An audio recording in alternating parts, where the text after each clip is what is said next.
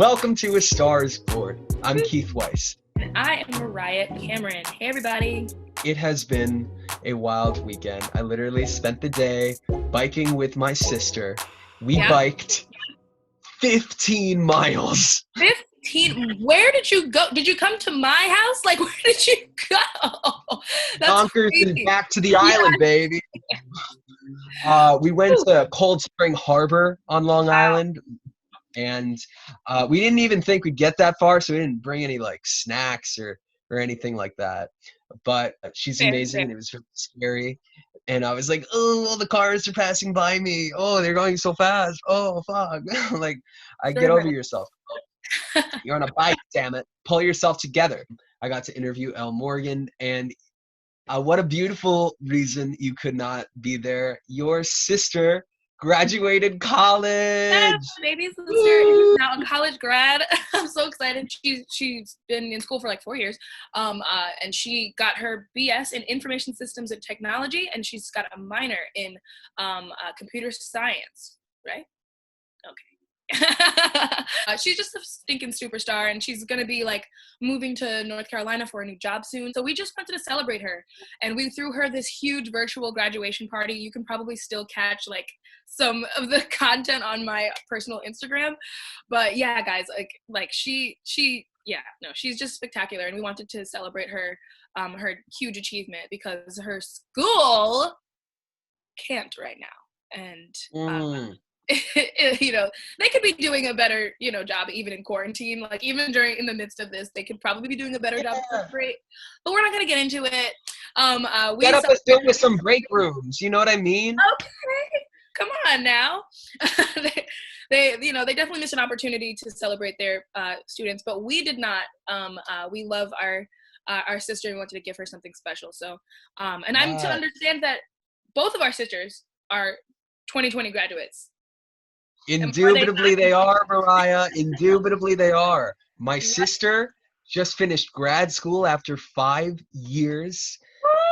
Woo! That's impressive. Got her PhD in neuroscience and child development. Her plans were to go to Cambridge and work on her postdoctorate at the University of Cambridge. Amazing. And that was going to be this summer. But she's here and she's working remotely. And I wanted to give our sisters the chance to celebrate fucking graduating college on our podcast. So here it is. Sisters. Tori just graduated college yesterday. Congratulations! Yes, and Stacey just graduated from grad school. Congratulations! Are you a bachelorette now then? I guess so. Yeah, I guess that's what we call it. I mean, I hated the last season, but yes. Oh my God, is this happening? We watched The Bachelor listening to Heart together. I just said that if you have a bachelor's degree. Okay. We're getting into these hot takes on The Bachelor. Yes, I do have my bachelor's in science, but no, I don't have a place in my heart for Hannah Brown, sadly. But yes, I do have my bachelor's in science. It is what it is. Let me tell you guys, I've only seen snippets of The Bachelor Listen to Your Heart this season, and everyone I caught, I was disgusted by. Seriously. Wow. Egregious. I'm so happy I didn't watch. Somebody told me Shaggy was on it. I freaked out. It's a really central piece of television in our household. Fair. And it's really formed my entire worldview. Beautiful. It really fully represents. Oh my God. I will watch The Bachelor and The Bachelorette if we're doing a side series where we all talk about it. She won't watch The Bachelor for anything, so I'm in. And throwing shoes. But I seriously just thought it would be a really cute idea if we brought the two of you on. Stacey's been wanting to come on for a while. We biked 15 miles today, which is trippy. That's insane. Okay, no, I learned to bike when I was 16, so I am very recent to biking and I don't do it very often. Thank you. Oh yeah. I think that's something we need to start doing. 24. He's got it now. He's got it figured out. Both the feet. I don't. We have to move together. Not on the sidewalk. No. Slowly but surely. That's yes, beautiful. I promise to get better at biking, but very commendable at 15 miles because I could not do that. For sure. I had no idea. It would not sit well with You me. can do, honestly, you can do anything. It's not just slow. And then it's Yeah, fine. it's true. It's true. Yeah. The most important thing was just getting to water. Yeah. That's true. Oh my God, it was beautiful. Did you just like remember it? What would you have done? I don't know. Oh, for I don't know. graduation? Oh, me for graduation? We Okay. did a whole thing. Yeah, the family did like a bunch of stuff. It was really great. I think my favorite thing that I got to have was the pictures. Like I was really excited to still be able to take photo memories of having the graduation. Yes. So like Mariah, she helped me out a lot to make sure I had like really great pictures. Oh and- yeah, we pulled out the tripod. Oh, and, yes. like, went into the backyard. It It was was too a sunny much. day, and we were like, let's just take all the stinking all the graduation, graduation pictures. So now I have like really great grad pictures, and that makes me happy because I thought that was like the one thing I wouldn't have because Right. I'm not on campus. Yeah. So I was like, this is something I'm gonna miss out Even on. better walking across the stage. Everyone looks terrible in those stock photos. Oh, You God. got this. My graduation pictures are what nightmares are made of. It is ridiculous. That's why we Like had to. I literally was just like, here we go again. I had no, I was not. Yay, college! Yeah, so No. I'm happy. I've got like really, really cute graduation pictures. My friends are all like, "Oh my goodness, how'd you get your pictures to be like in the sun and stuff?" And I'm like, "Took them on a really nice day because it was definitely raining on Saturday." Yeah, And the I- actual day of graduation was a Ugh. tumultuous nightmare, It was but like yesterday, like the day before, we it got was like some good really weather, great sun. great pics. Yes. Yeah, and I think it just went really well. Like she had her cap and gown. She was able to decorate her cap, which she had done originally. Oh wait, do you guys like Disney? Yeah. Yes. You guys like Disney? Okay, Did you so catch her throwing the hat? That's the question. That's the hard one. at Disney in Florida, you know, there's the ride. It's technically a ride called the Carousel of Progress, At Disney. and they have that phrase in the song. There's a great big beautiful tomorrow. Like shining at the end of every day. So that's what my cap said is there's a great big beautiful tomorrow because there's a pandemic and it's really like oh, great today, but tomorrow's gonna be amazing. we shall see. So yeah.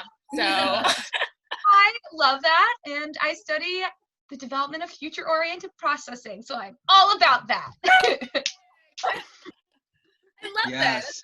So let's fucking toast to the future oh my of god. We don't have any sisters no cups. and Can we go we grab I need a fucking water bottle. sisters. Wait, okay. There's still Jameson in there. Oh my god. I was That so is college. After- Truly. Yeah. Okay. After the Whatever. big turn up, me and we all turned Yeah, up. our siblings, we did like a sibling phone call. It was really It cute. was really cute. Yeah. It was actually a mess because we were all so drunk, but it's like fine. literally all It's of us fine. as siblings. This is whatever was left. Okay, To cool. our beautiful sisters for graduating, being amazing. Cheers. Cheersing, cheersing. I'm so bad. Moving back home to having my brother for a roommate, learning all about his world view, the window to the world in my own childhood home. That's nice. I don't know Feel how that how same the- way about the this social lunatic. Can I also just I hate you. I love you. Nice. That looks right. Love her to death. I gotta say though, I do look significantly shorter than my sister right now because I'm on like a chair, but that's not accurate. I look like I'm 5'5" right now, but I'm like 5'10". Yeah, Like yeah. 5'7". Correct. Yeah, this is actually true. If we swapped, you would see it. Yeah. Don't worry, But- you both are still taller than both of us, so that's Yeah. good. I'm 4'11". You both are doing amazing. Oh man, I won't See, we're believe that. all the same on camera. Yeah, exactly. That's beautiful. Some of Cameras us are even- shorter for an some even reason. playing field. Everyone's the same height on Zoom. Yes, accurate. Well, thank you, sisters. Now we have to do some other shit. Should we sparkle off the screen or something? How Sparkle do we get out off, baby. Sparkle off. Love you guys. Love you guys. Love you guys. Thank you. Glad we were useful. I want to kiss Oh. them. Yay. Okay. Well, that was a phenomenal success, I would say. Solid, yeah. I'm proud of our sisters. They were amazing. So am I, man. Let's talk about our 12th guest. Our 12th guest is an actress, and her name is Elle Morgan Lee. That's right. Our guest this week, Elle Morgan Lee, is an actress who just appeared in Strange Loop by Michael R. Jackson as Thought Number One. Strange Loop premiered last summer at Playwrights Horizons, which you've heard from us a million times.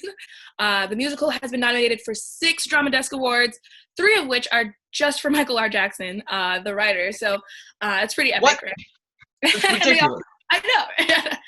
They also share 7 Lucille Lortel nominations, and they've already won 2 of those awards, so that's really exciting.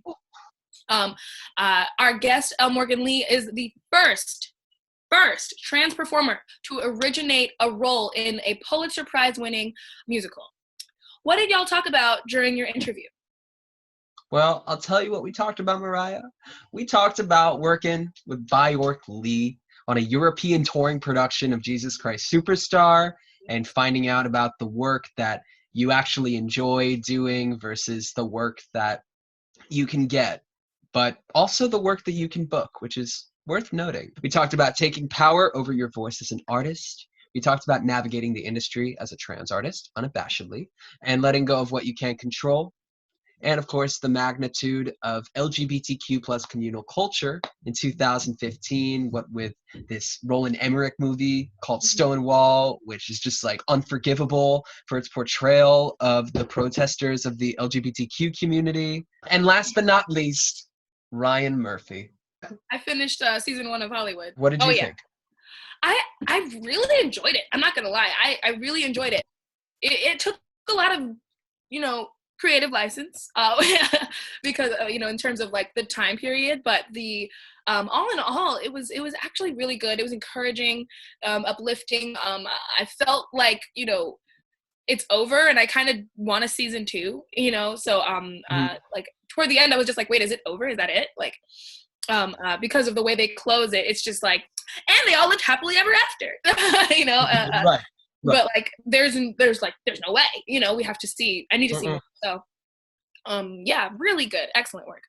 So I think it's amazing what you guys talked about. I'm excited for the things that are upcoming, the upcoming performances of Elle Morgan Lee.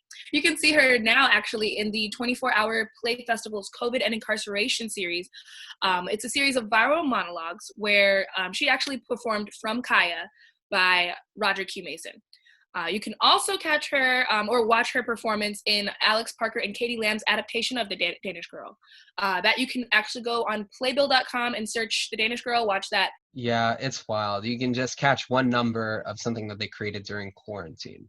And I love that Elle Morgan is so busy at a time like this, because it kind of goes to show like where theater is with the times. Her career is happening right now, and it's just very exciting to watch. And you can also watch her in the Kings of Broadway concert. It will honor the music of Jewel Stein, Jerry Herman, and Stephen Sondheim. And you can also catch her on June 4th at 8 p.m., where she'll be performing at the benefit concert Beyond the Shelter, a virtual Pride party, which is featuring artists such as Titus Burgess, Alex Newell, and Michael Kilgore. And this event is a fundraiser for New Alternatives, which is an organization for LGBTQ plus homeless youth in NYC. You can stream it live on the New Alternatives Facebook page and on a YouTube channel by searching Beyond the Shelter, a virtual Pride party. Here is Keith's interview with Elle Morgan Lee. Enjoy.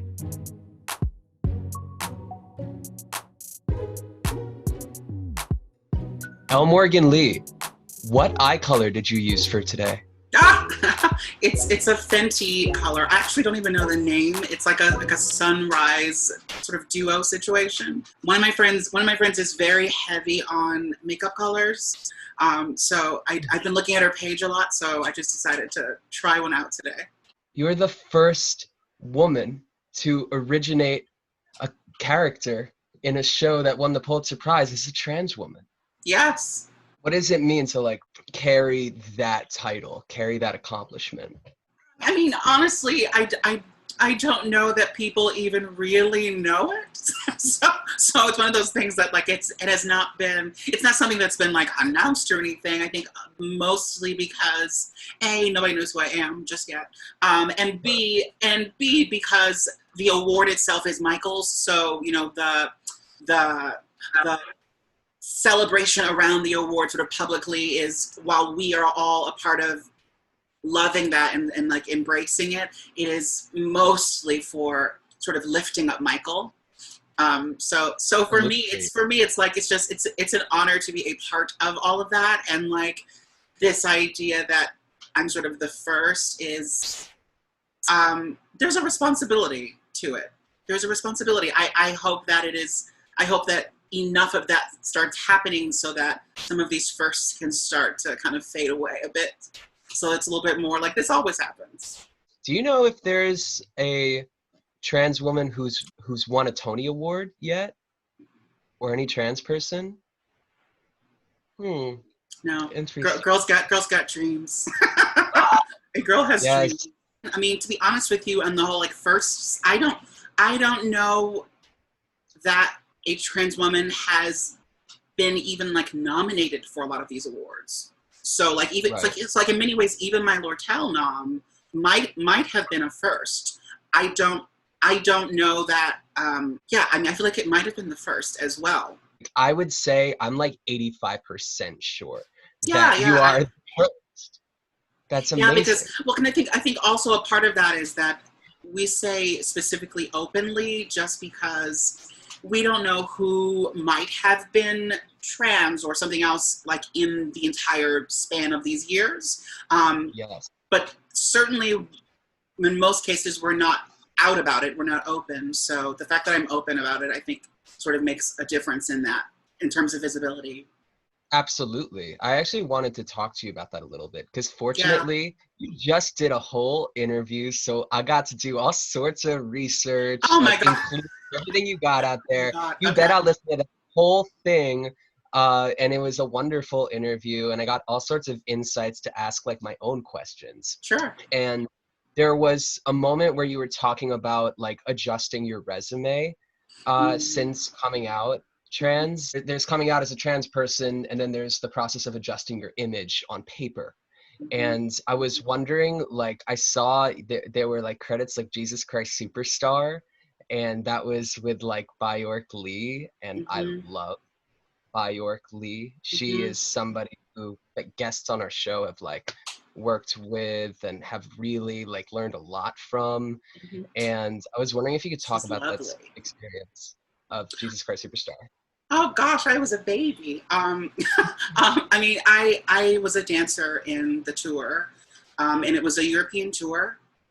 It was maybe the first time I've ever been cast in a situation where I was just dancing, and like not, like I had no microphone. It was not about my voice. It was not about, like, I literally was just there to dance. Like, I don't go to dance calls. Like I would never sort of hold that. I think I learned some things on that tour that made what I should be doing very clear. And I think that I was a dancer in the show, and I think I did a good job in the show, but you have to also be very aware of sort of where you sit, like where you actually live and what your place is. And that tour was a really wonderful way for me to see, like, girl, even if you can dance, you're not a dancer. Like that's not where your heart lies. That's not where you feel like you are actively being a part of the narrative that you would like to be a part of in a story, especially in shows where the vocals are so prominent and such a big part of the show. It's a situation where, like, I was dancing in the show, but my soul was sort of dying through the process because I wanted to be doing more. Or not even just more, because we were on stage a lot, but I wanted to be doing something very different in the show. I think if nothing else, it was like 6 months in Europe I did not have a microphone, so what I sounded like did not really matter, quite frankly. I didn't say that, Byork, if you ever hear this. But like what I sounded like didn't really matter because I didn't have a mic, no one could hear me. So I had the time of my life in Europe for 6 months. We were rock stars in that cast. Like, we got to party till late at night, and like we were out all the time. We were doing stuff. So it was just sort of 6 months of a blast through Europe, doing a really fun show, where I learned a lot. And I came back to the city right after that, and sort of everything changed in terms of like the types of things that I was like willing to take and do. I knew what I meant to do. Like I was starting to be a little bit more aware, because I think that we are not groomed to stand in our space and like own it. We are not groomed to like fluff our feathers, and we're not groomed to like, strut our stuff, if that's the case. Like, if you feel like there's something meant for you that people might not, you might be nervous of coming across as like arrogant or conceited or full of yourself if you're just saying like, I want more. And it's like we're not groomed to think that that's okay, because we're constantly told that, you know, you should just be happy that you're in the room, just be happy that you're there, be humble, and it's like, you know, I can be all of those things and still know that what I'm doing in a project is not serving my you know, greater good, my own great. I can take and learn from this project so that I can put that knowledge into the next thing I do. So I knew after that show that I did not want to be just a dancer in anything ever again. And like, for the most part, like I'm not a course girl. Like that's not my lane.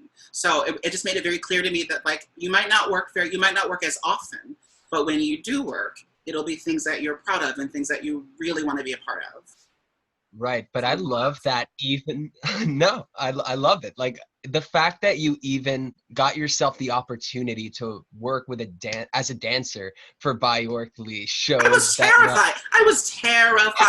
Well, it was also one of those things where like, I remember the auditions and like, I came in, I sang first. And like, it was like, I sang first, the table responded well. And then they were like, come back to dance callbacks. And that day I was like, I don't feel like dancing. I didn't have dance clothes. I didn't have anything for dancing. So I was literally in like a pair of like slouchy socks and like some really tight jeans and like a long sweater. Like it was such a, like, you do not go to a dance call wearing this outfit. And I just did the dance call, and then I got called back again. And they were like, we want you to come to the dancer call. It's gonna be a dancer callback, which they're gonna do like a little bit of like a workshop beforehand to learn some of the choreography, and then you're all gonna go downstairs and do it with the team in front of you. So I was like, well, now I need to go. Like this is a couple days later, so I need to wear dance clothes because I'm apparently being put into this mix of dancers. So I went and learned the combination, and like it was Bioorch's choreo.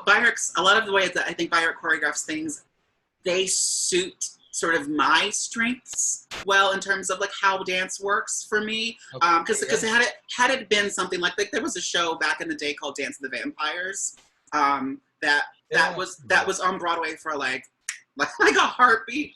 That was back in the day when I was going to dance calls, and like I went to that dance call, for instance. Ooh, am I dating myself? I went to that dance call, for instance, and like it was ridiculous. Like that was not. Like I walked out because I was like, there's no way I'm going to, like, we started to learn the combination. As they started breaking us into groups, I was like, I'm out of here. I'm not doing this. So I just got my stuff and left. And I was like, see, this is what I expect at every dance call. Mm-hmm. That's not how Bioorch works. I don't know. Something about it just meshed. Something about it meshed, and like, I learned it very easily, and like the things that needed to sort of, like if it was a kick or a little thing, like I was able to do these things, and like they were strengths. So I remember in that dance callback, she at one point like pointed to me at the end. We like finished the thing, and then she pointed to me, and I was like, I'm thinking, I'm not a dancer though. Like, why are you pointing at me? And so when I got the call, I was like, oh, okay. Am I, you know, I was like, all right, I'm ensemble. All right, what am I doing? And then they were like, well, you're a dancer track. And I was like, oh, okay, dancers and singers. And they were like, no. There's one, two, three. There were three of us that were just dancers. And then there was like two that were like dancer singers. And so, so I got put into the just dancer category. And I was like, wait, what? And I was like, I'm nervous to go to Europe in this situation. Being put into like just a dancer type, like I'm not gonna get sent home. Like I don't know if I can like do this. So I got to the rehearsals, and like I was fine. Like it was strangely fun. I bet it was. And you know, Jesus Christ Superstar is just one of those shows that like has been sort of elevated to like an arena status. So like you have people, you know, if the biggest producers had their way, they'd be like walking tightrope on that show, you know, and they'd have such tightrope people. But I just love that like early in your career, you were able to be the person that people needed you to be. But I also understand like wanting to be the person that you know you could be. It was very short-lived. I was being the what fitting into like the thing that people need to fit you in was like never really my lane. I mean, sort of just who I am in general, that like clearly everything all the things that all the things that I've always wanted to do and like types of things I've always wanted to be considered for, it is only now that I'm starting to actually have that manifest. Yes. So I think that it's like, I think that that's like such a testament in so many ways to like living your own, embracing your own truth and living your own truth. I always say there's a little voice inside of you that knows where you're going. And there's a little tiny voice inside of us that knows like exactly what's at the end of the road for us and like where all this is leading up to, where all this is heading. But we are, I feel like, groomed in so many ways to not listen to that and to think that that's lying to us and that we could never do that or we could never get that. And so it's like, it's a testament to living in your truth, because all of the types of roles that I want to play or I've wanted to play, I've been singing the music for years. I've been singing the music since I was in, high school and in college. But like, would just go through teachers looking at me like I was crazy. Go through teachers sort of looking at me like, well, I mean, you can sing this, but like, why do you want to sing this again? Like, it was one of those things where like, I had to sort of battle with teachers and like, and I didn't have the hardest time, I will say that. In college, I did not have the most difficult time with it because my junior year, the faculty might have had some sort of conversation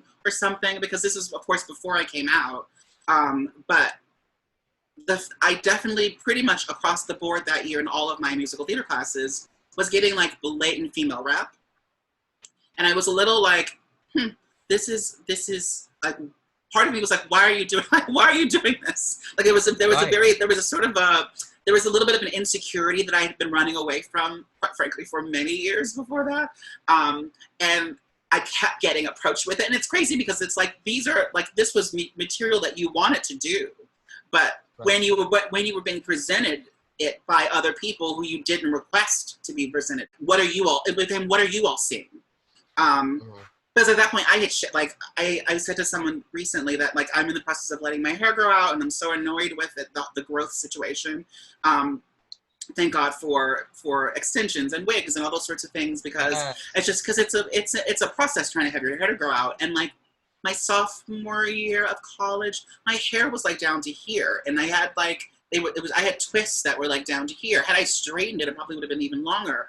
But I shaved my head at the end of that school year because people kept asking me on the street if I was a boy or a girl. I kept having people to sort of question, like, ma'am, sir, and it was a really awkward situation for me. So I instead of trying to figure out why it was so awkward or why it was so uncomfortable, I just like shaved my head. And I was like, well, this will work for me better anyway, because there's a show next semester that I'll be better in if I had shaved. So I'm just going to cut all my hair off. And so to junior year, then be presented with rep that was really a lot. Like junior year was one of my favorite years in terms of repertoire at school, because the things I was getting were all things that really served me. And it was maybe like my best year of college in terms of like work. What specifically? What repertoire? Things where I could explore material, and because the gender of the material that I was exploring was female, I didn't have to worry about being something I wasn't. I didn't have to worry about like putting something on that did not feel natural to me. I also did not have the language or understanding of who I was to be able to understand why it was so comfortable to do that rap. I understood that these were things that served me better, and I wanted to be able to do this. But I also knew that like this was school, and I would never get to do this in the real world. Right. That's how it felt. To look back, of course, now I can go, oh my God, like that's why so many things were always right in front of my face before I had even actually put all the pieces together for myself and gave myself the permission to like say something about it. I think we need to give ourselves the freedom to feel out different aspects of the theater and where we see ourselves, where we're being pigeonholed, and we could choose to either like avoid that stock character or embrace it. I've been in those auditions. The Book of Mormon has been something that has just been a cloud over my life for the past couple of years. Sure. How okay is it, you know, to embrace this, and how, you know, how do you let yourself go of that control? And there was an interview you did with livingoutloud20.com. I really did my Oh, research. look at you. Yeah. Yes, it was with LGBTQ members who are people of color, who are performers. And what you said specifically was that this is a bigger unknown, but nonetheless, it's still the same, you know? Sometimes for actors, and nothing is guaranteed. So when did you let go of what you can't control as an artist?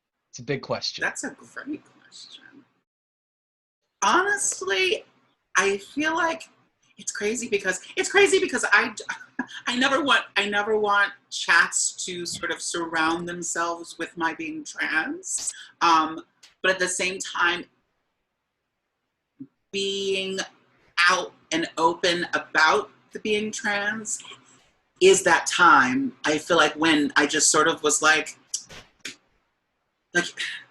it's like either you're going to be yourself and you don't know how that's going to go, you have ideas, it's like either going to be true to yourself and just live, or you're going to sort of always be wondering if this, or wondering if I had of, or could I, or should. It's like, I'd rather not even have to deal with all that. If I'm just being open with who I am, then like how the world takes me and sees me, and how the industry sees me, how I date, how I do everything, I don't have any clue. I have no idea. It's all unknown. All I can do is be honest about who I am and see kind of where that puts me. I think that it actually ends up just informing everything.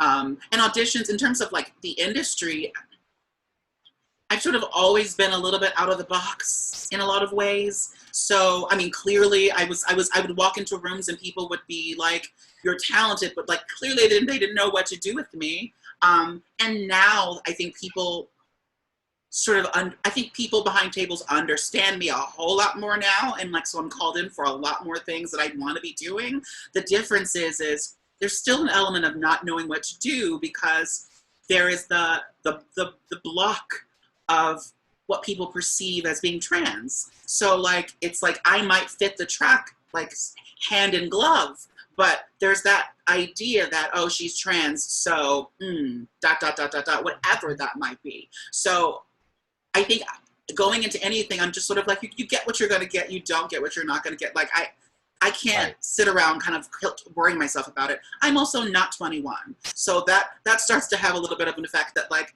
I've lived a little bit. So like, I mean, I'm not old, but I've lived a bit. And like the older you get, the less fucks you give, honestly. I'm starting to feel that way. What are you gonna do? Say, yeah, there's just really nothing that's in your control. I was biking the other day. I've started biking a lot since all this happened. I mean, the reason I started this podcast is because I lost my touring job, and I was like, what am I gonna do? And this was the week before Broadway even closed, right? So I was just like, okay, this is the direction the world is heading. I have to get used to this now. I have to get in this space now. So I've been biking, and like, there are some songs I want to listen to, and there are some songs I don't. Is every artist like Paul McCartney and Rachel Price and Fiona Apple gonna take it personally that I like swiped their song? No. And it was in that moment where I was like, no, I can't be worried about every single audition, and it could get relentless. I've had representation for a year, and I always think like, oh man, he must be like so upset with me or something like that. But no, I mean, I put my work in. I prepare, and that's all you can do, really. It's just not up to you. It's up to whoever's riding the bike and what they want to listen to. And I think that's also just very normal. So I really enjoy my reps, and I think that like I constantly, in particular my agents, I'm constantly curious about if they're upset with me if I say I don't want to go to something, or if they're upset with me if I don't, like if I turn something down, for instance, if I'm like, oh no, I'm not interested in that, I always say why, but there's always that little voice that's like, do they hate me for turning this down? I think it's you have to, I know they don't, so, but it's a thing where it's like, you have to understand that highs and lows are going to help you get your relationship with your reps and the people around you, highs and lows are a part of that. That helps them get to know who you are more. So if you bomb an audition, then like, is it great? No. But like, if you keep bombing auditions over and over again, then a conversation might need to be had. But if you're like, I'm not interested in this is not something I want to do, or something happened, they're getting to know you. I feel like it's like any relationship that you'd have that was, you know, a romantic relationship in many ways. Like everything that sort of happens throughout it is sort of informing.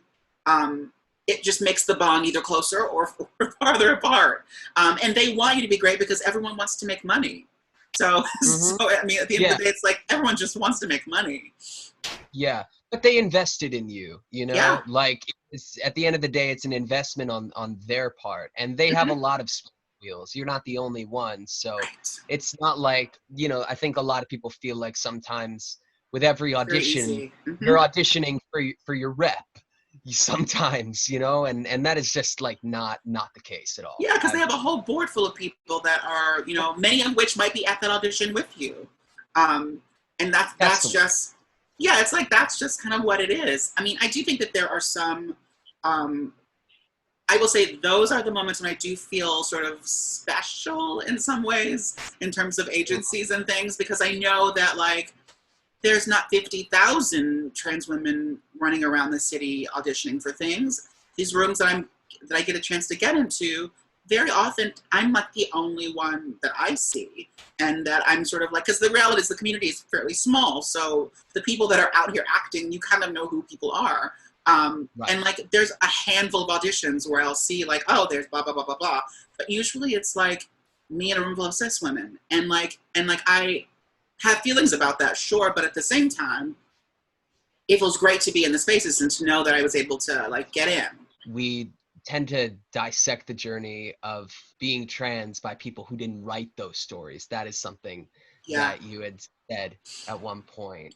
There are lots of scripts and shows and things being developed about trans characters by creative teams who do not include trans people. And I don't think that's a bad thing, because it has to start, like the stories need to be told, and the people who are in the rooms already and able to have those conversations oftentimes are cis. So it's wonderful to have, we need allies. There's not enough trans people to be able to, you know, fight the entire industry. So we need to have allies who are there and interested in the stories. The problems come in when actors become more than actors in the process. So when actors become consultants and things in the process without receiving pay, or if the actor becomes the consultant. And so the reality is sometimes you get actors. I'm someone that, like, if I'm in a show and I really stand behind the show and I love the show, I'm so happy to have a conversation about things. I'm so happy to talk about it, because I want to be able to be an active part of making sure that the story is being told well.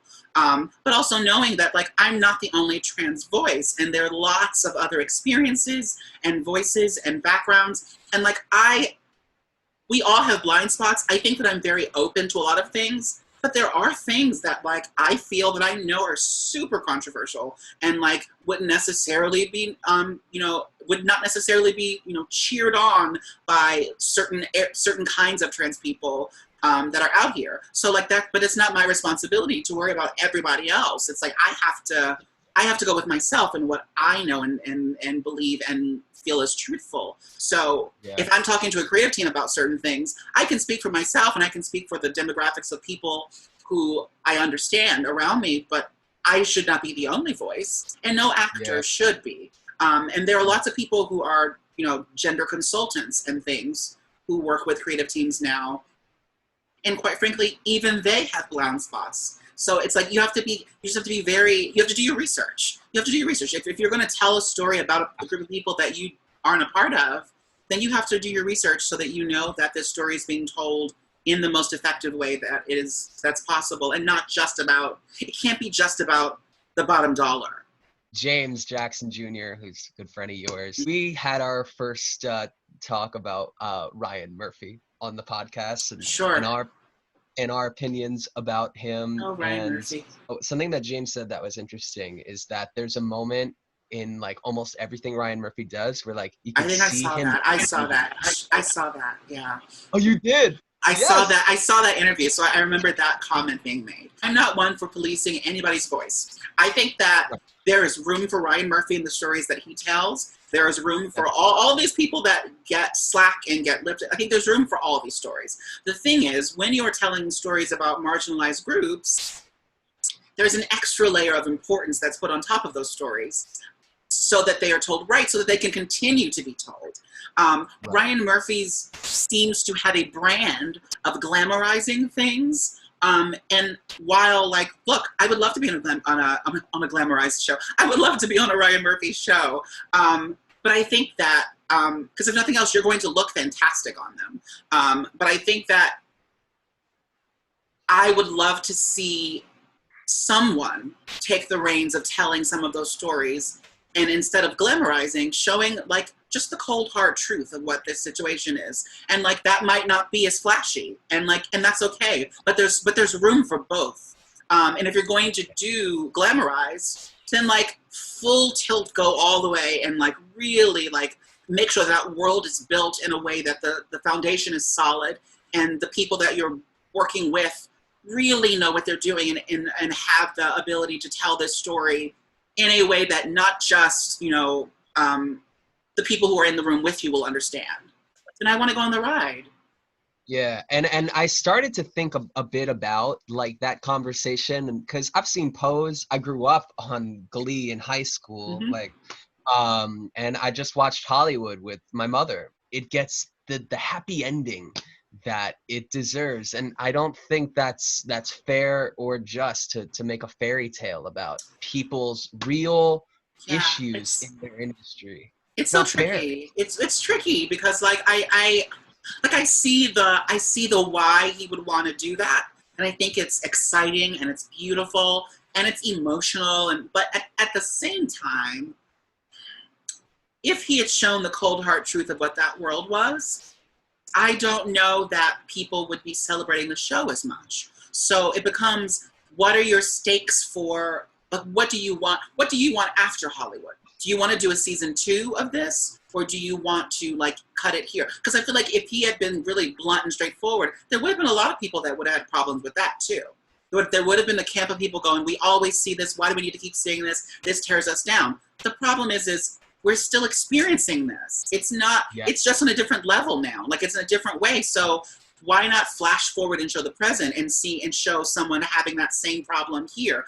And you wouldn't do that because I think at the end of the day, a lot of Hollywood, at least from what I could see, I've said to someone, I feel like Hollywood's voice was the last like couple minutes of the story were who that story was for. It was 2 white gay men. And I feel like at the end of the day, that's kind of who that story felt like it was being told sort of to cater to. All these other things were it's, there were smidgelings of other things throughout the story, but like the women had no autonomy. Like the black girl in the show, if it's about her being a star, she had no autonomy. We didn't even know who she was for most of the whole series. We didn't know how she actually felt because everyone else was sort of talking around her. And if that's the case, give her that moment or I would love to have seen that moment when she says, I'm sick of everybody talking for me. Like it's like, those are the things that I don't know if the actor, because those are things also that I wonder, like, did the actress ask that in the room? Because if I'm in a room and I'm feeling like everything's coming around me, at some point I'm going to go, I'm sorry, I just feel like I don't ever have a voice here. Is that how this is supposed to be? Am I just not supposed to have a voice at all and everyone's running my life for me and men are all around me planning? Yeah. But to defend that act, like it is just, I mean, it's the true stakes are in many ways. They feel really high. Also, like when you're in the storm of like a mogul, like a Tyler Perry. He does soap opera really well. Yeah, exactly. Yeah. Tyler Perry. The difference is that Ryan has a writer's room. That's true. So there are people there that Ryan can say, these are the ideas. Go, or he can participate, or he can write, but there is some form of collaboration, whereas Tyler has made it very public that he doesn't need a writer's room because he knows what his audience wants. And like, what am I going to say? Like, I mean, I feel like from the actress standpoint, it becomes, well, then you are aware of what you're walking into when you do his projects, or if you want to be a part of those projects, you know what you're walking into. but it says a lot that, I mean, and he does know what his audience wants because they continue to support him. He keeps getting more and more shows.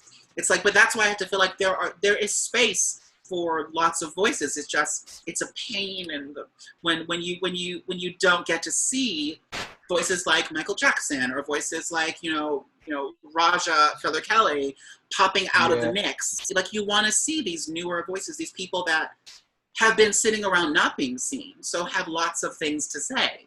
Yeah, you caught my segue. Let's talk about A Strange Loop. The first time I saw A Strange Loop, I saw it in previews. I was like 100 pounds heavier at the time, and I hadn't seen a play that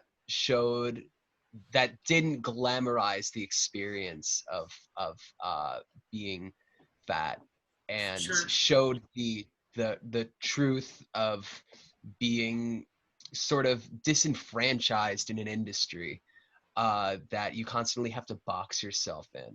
And I'm not going to say that I related to it any more than that, because A Strange Loop is a lot more than just about being fat.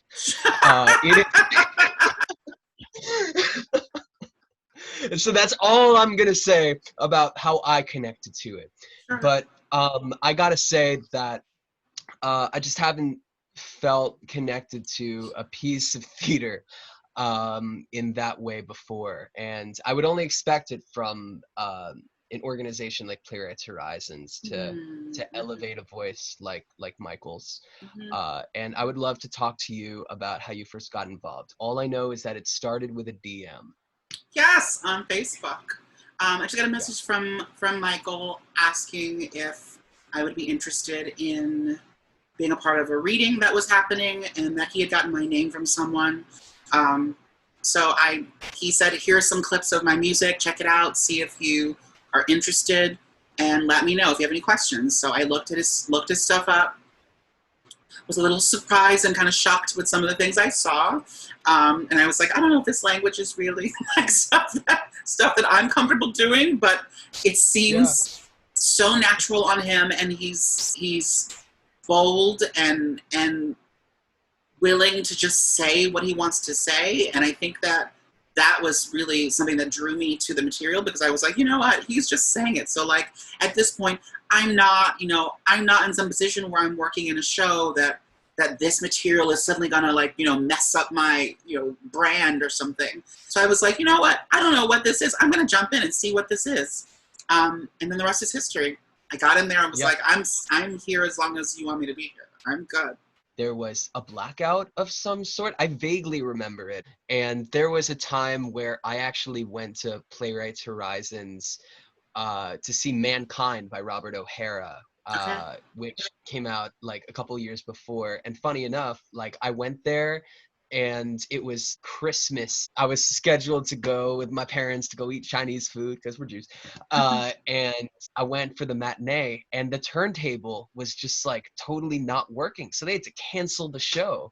Wow. Yeah, Playwrights Horizons just goes through it. But it sounds like that day was so much fun and so wild for that. The blackout day, we were downstairs waiting to see what decision was going to be made. And when they finally let us know that the show was not going to happen, we were like, okay, well, let's, I guess, take off makeup, take off whatever we're doing, get ourselves out of here. And I knew someone that was having a party that I was invited to.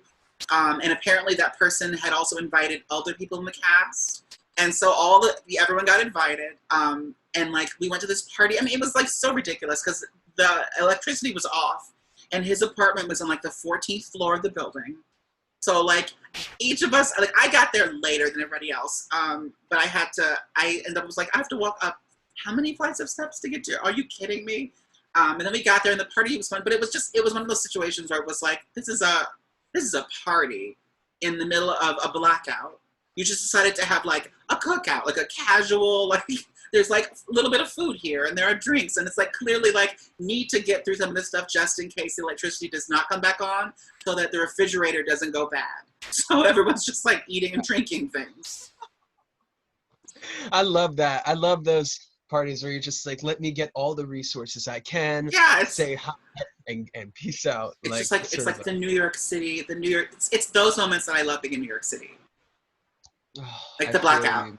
There was a blackout a long time ago as well, like when I first moved to New York City. I think I know what blackout you were talking about. I was watching Pokemon. I was 9 years old. It was like 2003. It Oh my was. God, you were 9 years old. I was. I And it was. was like 2003. It was like 2003. Yeah.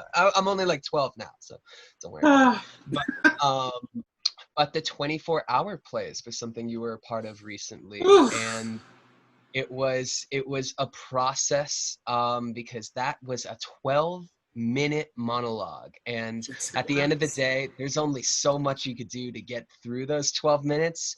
You sent those takes, you did that work, and what resonated with me about it was the the experience of the trans person incarcerated. That is just something we've seen a snippet of in the media. That was a whirlwind. It was 12 hours. I mean, it was like 24 hours, but for me, it was more like I got my material that morning at like 11-ish. And that was like the draft that we started with. And then we got off the phone and I got to tape it. Like starting taping was like, I got off the phone with Roger, who wrote it, around like 2:30 or 3. And it had to be in, I think it was by 5 that it had to be in. And I was like, okay, so now I need to tape this monologue. Now that we've like had a conversation, I was like, I've got like 2 hours to like learn this thing and like throw myself together and record it and figure out what I'm gonna do with it. And I ended up just kind of just going, you know what, it's gonna be what it's gonna be. Like, here we go. Yeah. And I think in many ways, I mean, the reality is I would like to play a character like it that's going through sort of this kind of situation. It's something that it's definitely something I have put out into the universe. Like, I would love if there was some sort of like Oz reboot, or like a prison show reboot of some sort, or a new prison show situation. Because I think that it should be very clear that she does not belong in that prison. Yeah. She doesn't, like, there was no, and that was one of my biggest, I spoke to another person from the cast actually about it afterwards. He sent me a message and he was like, just so you know, there are moments that I forget how grown you actually are. And I was like, what does that mean? But he was like, this monologue, he was like, because you are someone that is bright and that there's like a youthful color to you. And like, the monologue was like a really good chance for you to show people like what lives under all that and what people like don't get to see you do enough, kind of a thing. Yeah. And I was like, I 1,000% agree with you, because it was a monologue that gave me a chance to dig in a way that like I've actually really never gotten to dig in for 12 minutes straight like that. Like, it's a 12-minute piece. And so I've put out into the universe way before this that I would really love if someone would do some sort of prison show, because I would kill to play that prisoner who walks in the door, who not only should not be in this place, she shouldn't be in this jail to begin with, but also she's not like anybody else that's in the jail. You don't expect her, even if she was in the correctly gendered jail, nothing about her says that she should end up in jail. So that you watch that person sort of fall into the system, and you see the like, where there were softer edges, you start to see them get more rough around the edges. Where there was gentle, you start to see it become harder. That aligns to some of the journeys that happened in season 1 of Oz. I watched Oz when I was 15 years old. I love that show. It's such a great show. Yeah. Incredible. Well, Beecher's journey on Oz is like the type of journey that I'd want to play with, but a woman. But I think that's, and in that environment, I think that there was never, because of what it was, there was never a lot of attention put on the units that were sort of gender variant. You saw you just saw people with makeup on, but like they didn't actually go into details about who people were. People were forced to put on makeup. And then you saw this sort of creepy person come around the corner who was like clearly someone who would maybe be queer. But I was like, you're not actually telling the stories of the people who are in that unit. I'd love to be a part of a show where there was a character that dug in that way. Not like Orange is the New Black was a really Orange is the New Black was an interesting start to that conversation.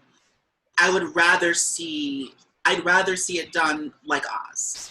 This is like Laverne's character on Orange is the New Black would only be able to be in that prison in certain states and in certain sort of situations. So we haven't really seen the opposite side of that. And I think it's important to see, because of the world that we live in right now, I think that it's important to see a woman put into a men's prison to see exactly why she really does not belong and she really should not be there. And it endangers her and it endangers people around her, and it's not okay. I had some issues with her character's journey because she was just like sort of made to be recurring after a while because she was sent down to the other unit of the prison. Sure. And I was just like, she was a stable in this show from the beginning. She was the salon. Like beauty is a huge part of this show, and finding the light in prison is essentially the lightheartedness of Orange is the New Black. But that was also one of the things. That was also a first. That was one of those things where it was like the first time you get this kind of a lead in a show. So, which is why it's great that door has been open, and it's like I would love to be a part of like furthering that conversation in less of a or in an HBO or a Showtime or like some gritty like that's what I love about Oz is that Oz and Orange is the New Black, if you look at season 1, they pretty much just took the same character like arcs and put them on women. Like it was a very you could sort of separate the character. You could line them up by people. Piper and Beecher were like the same journey kind of. And so it's like I would love to see that journey put on someone who isn't white and blonde. Because this idea that because people see prison and they expect if I were to be, announced as this new actress that booked a role in a prison show, I want people to be like, really?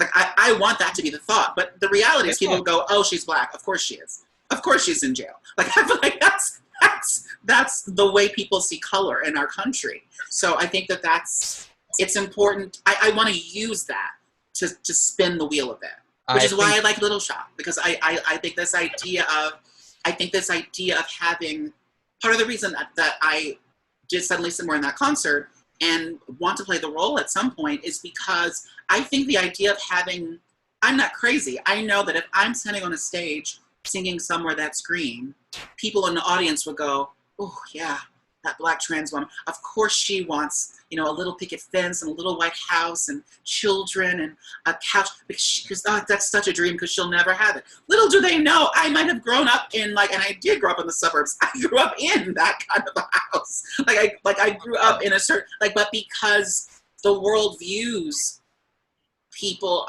in certain intersections a certain way, if they don't know me, if they've never heard me speak, if they've never seen anything, if I step out onto a stage and they see me going Audra, me being Audrey, I mean Audra too, but me being Audrey, but saying, there's got to be some way out of here.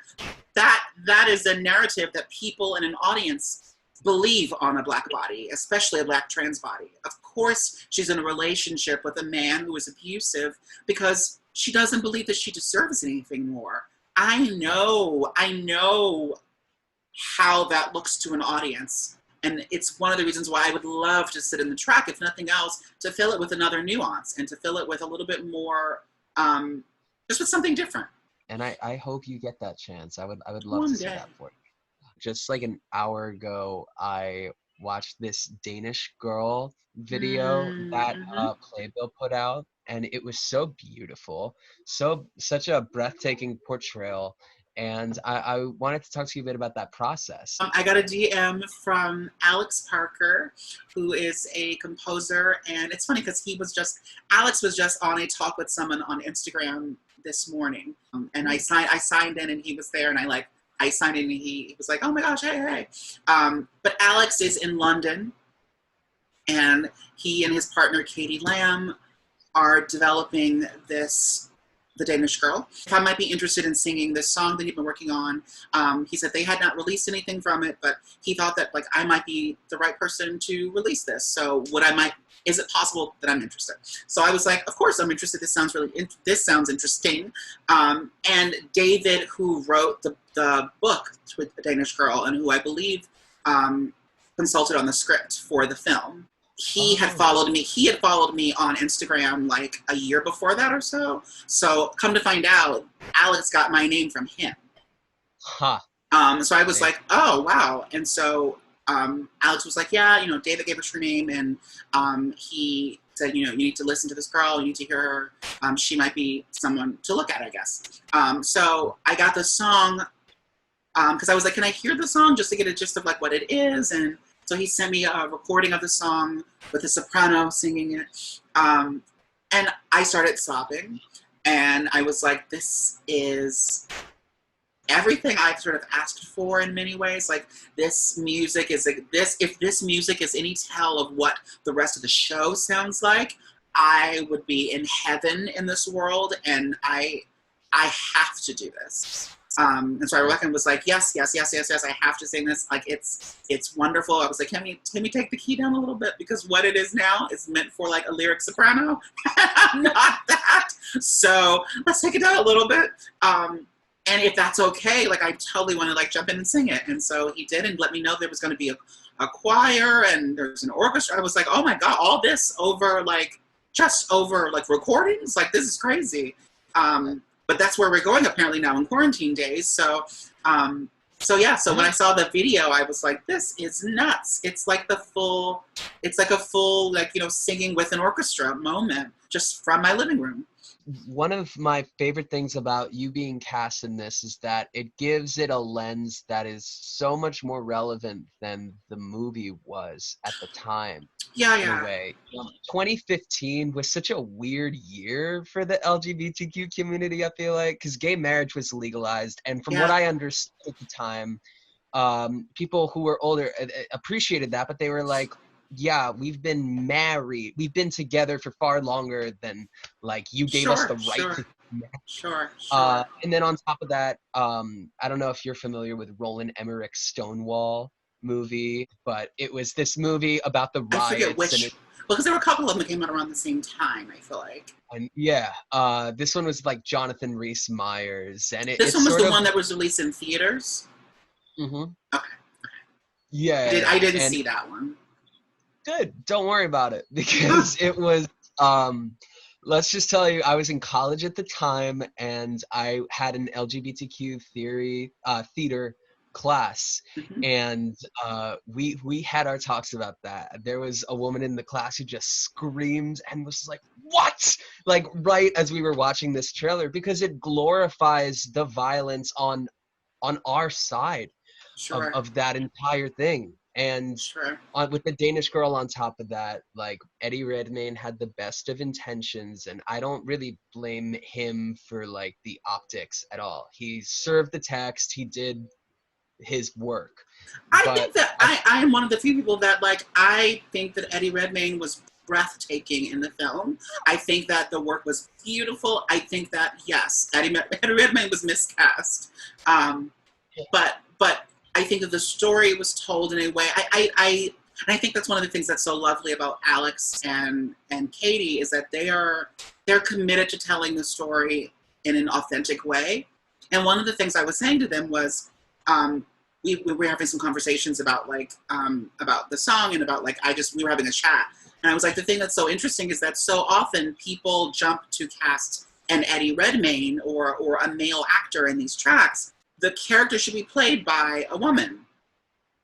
If you can't find a trans woman for whatever reason, then for the meantime, you have a cis woman sit in that spot and do it. And the reason why you have to do that is because when people see that, they'll go, if she's wearing men's clothes, quote unquote men's clothes, whatever that means, but if she's wearing men's clothing, people will go, that's a little different. That looks a little awkward on her. And then when she puts a dress on, they'll go, oh, there she is, comfortable. That's how it feels to be a trans woman. That is what a trans woman who is that is the clearest way to start to view how a trans woman might actually feel for a cis audience. If they see this movie where they're watching this woman sort of feeling awkward and weird and being called a man and being called all these things that are really inappropriate, and then suddenly when someone goes, oh, miss, can you come over here? And you see her breathe that finally you're saying the right thing. That is a lot more close to what the trans experience starts to be, as opposed to having, John Travolta wear a dress and you go, oh, there she is. It's like, well, that is not accurate. Like that's not what the journey is at all. And I'm someone that believes in so much things being about energy. And I do think that there's something about women, in particular, I think women from a trans experience, that there's an energy. Like there is an energy that that this person is a woman. For them to act as if they were anything else does not feel right. For a show being developed like The Danish Girl, it's important that you see Lily's beginning of the journey as well, and what that looks like. And I think that's where, when Lily is fully fleshed out and living her truth and being free for the heartbeat of time she did, wonderful. The thing is, the movie also doesn't really go into, because of course after this whole thing, I was like, I need to do all the research I possibly can. I hope they keep me on board. Like, I hope they keep me around. So I was like, I'm gonna read and like, I realized that like the movie makes it look like she came out, then started getting surgery, and then died. And the reality is, she came out, she started having parties with people, she was entertaining guests and hosts and people. She was living a bit of a life in her truth, and like really not being, people might have had opinions about it, but she was living freely and walking through the streets and having a life. And then she started looking towards medical things. And how she died was actually not from the operation itself. How she died was because they had tried something that they shouldn't have tried, and she died from an infection. She died after the surgeries. So like, it wasn't from the surgery that she died. I mean, they did try a surgery that would not work. They basically tried to, I believe they tried to give her a birthing canal situation. Like, they tried to give her a womb. And like, that's so advanced. And like, so that's not something, I don't think that's something that they're even doing now, but she wanted a full experience. And so to her, that was what she felt like she needed to be affirmed. If that's what they were going to do, then great. And I think that did not work, and she got an infection, and that's when she passed. But I think that now is such a wonderful time to be telling this story, because people are starting to listen more actively to the conversations. Absolutely, they are. And it's because of how people are making way to elevate voices like yours that not just need to be heard, they just deserve to be heard. Like, obviously, it's just that there's not it shouldn't be a second thought. But that's a whole other story. We just all gotta be grateful for what we get, I guess.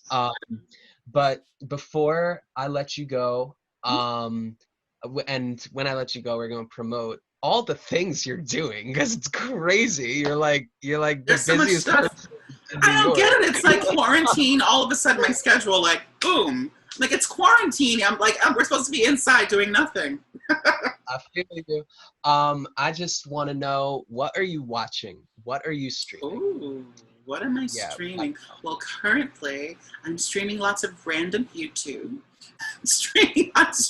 I'm an oddball. I'm streaming like reality TV show vloggers who talk. So people who talk about reality TV shows, who like Which reality TV shows? Specifically the Real Housewives franchise. I mean, that's also part of the reason I tried the new eye today, because I was watching Real Housewives episode. And so the confessionals are always sort of a full moment. Because right now, Candy Burris is on my screen from Real Housewives of Atlanta. Do you know what happened this week with Candy Burris? No. Oh, that she won the Masked Singer. Yeah. I love Candy Burris. I watch I love Big Brother. I'm a Big Brother person myself. It is and she was on Celebrity Big Brother, and she had like a rivalry. I saw, her and Tamar. And Tamar took it all the way. I was not expecting her to, but she really like. She won. I was like, oh my gosh. He slayed. I love that you're watching Real Housewives. That and like old things. Like, I watch like old repeats of things. So like 227 and The Golden Girls and A Different World, and I'm like very vintagey. I don't know that there's any because I don't know that there's any like TV shows I've been watching, because for the most part, during this quarantine life, I wake up and I put the TV on and I start to get working on certain things, and like whatever's on is generally kind of on in the background. So it can't be anything that requires too much thought. So I can't watch, you know, these like really thought-provoking series that I don't have the mental like bandwidth to deal with that. So I finished watching Sabrina, The Chilling Adventures of Sabrina. Wow, you really you I go like in. magic. I like magic. I like love Charmed, Sabrina. Have you seen that show, The Magicians? My dad watches that. And they have like musical episodes, and he was like, "Do you like this?" And I'm like, They had like one musical episode. "Oh, okay." I think I'm caught up on The Magicians. I think I'm not sure if I missed the last season, or if I'd have to see it to see if I'm caught up. But I watched The Magicians. I want to do a show that's magic. I shot a pilot for a show called The Fae that my character has magic. So apparently they've been working on the edits through this quarantine, and they've been working on the editing, and I was like, when can we see it? I want to see it, because my first day on set was like crazy magic tricks. So I'm very curious to see how they made them work because a lot of the stuff I did, I'm curious to see how they made it work. That's what I love about this time right now. Like, I'm learning to video edit right now, and like I kind of like the little time money, and like when you put yourself on a crunch, like I give myself the deadline of Monday and Thursday at noon. Like, it's just gotta come out there, you know? I mean, and obviously, like, I don't think it's gonna destroy the world, but like for your episodes, like this is important to me, you know, man. Like, we have to be able to challenge ourselves in a time like this. But I'm gonna give you your outro, and it's gonna be fabulous, because I feel like I've taken up so much of your time. You know? No, you're good. Yeah, I mean, we're on quarantine. I'm at home. What am I gonna do? I could keep you here for hours. I don't think that your audience really wants to hear like hours and hours of this conversation. That's like my fantasy, though. Like, that I get this big enough to be like the Joe Rogans of the world who talks to Alex Jones for like 4.5 hours, and it's like, how and someone is listening. Elle Morgan Lee, you're an incredible singer, amazing actress. The journey you've had in the past year, from starting in a Pulitzer Prize winning musical to creating transcendent roles in new musicals that are going to emerge from this. Maybe The Danish Girl on Broadway. Let's see that. You know, on top of that, the next couple of weeks, if people want to hear you, you're going to be in the Kings of Broadway concert on May 31st at 7 p.m. You're going to be in Beyond the Shelter, a virtual pride party, which is going to be on June 4th at 8 p.m. And if they want to check you out as a thespian, they could check you out in 24-hour plays where you perform From Kaya by Roger Q. Mason. And I actually have my callback later this week for the 24-hour plays, so I am very excited. Yay! Yeah, it's actually your really callback? good to watch. Yeah, Are there auditions? So there's the versions that they do with like Broadway actors, and it's just like, come on in. And then they have a thing called nationals that they do. Amazing. So that's amazing. Yeah, so I'm excited to just like meet people and do whatever. Fingers crossed. Fingers crossed. It's a crazy process. So like I didn't know they did that, because I had someone ask me if they have auditions, and I was like, no, I don't think so, but apparently they do. So I have to go back to them and tell them yes, they do. Yeah, it was like a couple months ago that it was like back in March. You had to like submit, and you had to submit a video of yourself. That's and amazing. Like I just submitted a video that my friends, you ever have the iPhones where like there's iPhone compilation that your iPhone can make of like different footage if it's in the same place for a while. And basically at my day job, my friend had all this footage of me, and it just sort of made a montage of like me, and I sent that to them along with like a monologue from like In Arabia We'd All Be Kings by Stephen Adley Geerges, and they were just like, all right, yeah. It's such a cool. I hope you get to do it. Like, it's such a cool process. Like, it all comes together, and then at the end of the day, you're like, I send it in. It's done. I don't know what it looks like. When they post it, you're like, okay, what does it look like? How did this turn out? You're like, oh, okay. You're like, all right, it's not too bad. It definitely made you look great, and you know, when the writing is there, you know, that's really all you need. But thank you so much for coming on. It meant the world that you came through. Really. Thank you for having me.